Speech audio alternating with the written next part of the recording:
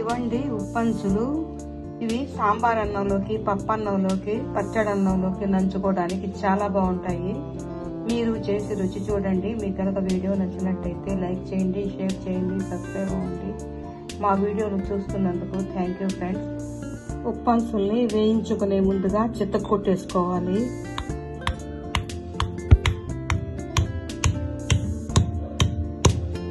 ఈ విధంగా చితక్కొట్టి వేయించుకుంటే బాగా వేగుతాయి. ఈ విధంగా చితక్కొట్టుకోవాలి. మనకి ఎన్ని అవసరమో అన్ని చితక్కొట్టేసుకోవాలి. ఇప్పుడు ఫ్రై చేసుకుందాం.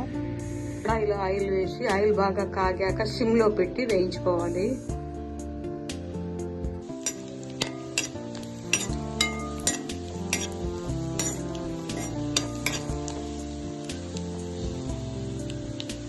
ఇవి వేగిపోయాయి. హాయ్ ఫ్రెండ్స్, ఈరోజు మా నెల్లూరు స్టైల్లో ఉప్పంసులు వేసుకుందాం. దీనికోసంగా మటన్ ని, బోన్లెస్ మటన్ ని 1 కేజీ తీసుకోవాలి. మార్కెట్ లోనే ఈ సైజు ముక్కలు కొట్టిస్తారండి ఉప్పంసులకని చెప్తే. ఈ విధంగా తెచ్చేసుకోవాలి. ఈ మటన్ ని కల్లుప్పు, నిమ్మరసం తోటి శుభ్రంగా కడిగేసుకోవాలి. ఈ విధంగా శుభ్రంగా కడిగేసుకున్న మటన్ ని స్టైనర్ లో ఫిల్టర్ చేసేసుకోవాలి. నీళ్లు అస్సలు ఉండకూడదు. ఇప్పుడు నీళ్ళన్నీ ఫిల్టర్ అయిపోయాయి. ఈ ఫిల్టర్ చేసుకున్న మటన్ ని ఒక గిన్నెలో వేసేసుకోవాలి.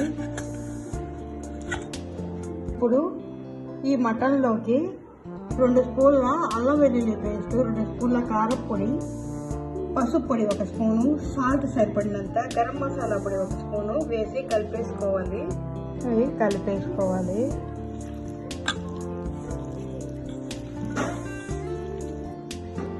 ఈ విధంగా కలిపేసుకున్నాక ఒక ప్లాస్టిక్ రోప్ తీసుకొని పెద్ద సూది కానీ దబ్బలం కానీ తీసి ఈ విధంగా గుచ్చేసుకోవాలి.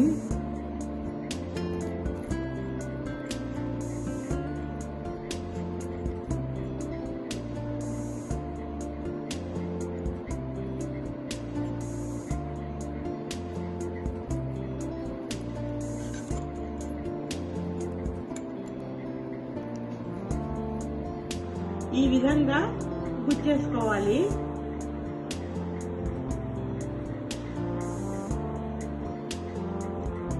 మసాలా కలిపేసిన మటన్ ని ఈ విధంగా ప్లాస్టిక్ రోప్ తో పెద్ద సూదితో కుట్టేసుకోవాలి. దబ్బలంతో ఇలా కుట్టేసుకోవచ్చు. దీన్ని నైట్ అంతా ఫ్రిడ్జ్ లో పెట్టేసుకోవాలి. ఆ విధంగా పెట్టడం వల్ల మటన్ కి మసాలా అంతా పట్టి టేస్ట్ గా ఉంటుంది. ఇది ఉదయాన్నే ఎండలో కట్టేసుకోవాలి. ఈ విధంగా ఎండలో ఎండబెట్టేసుకోవాలి.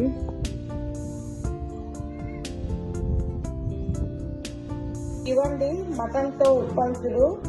1 కేజీకి 400 గ్రాములు వచ్చాయి. 2 రోజులకే బాగా ఎండిపోయాయి.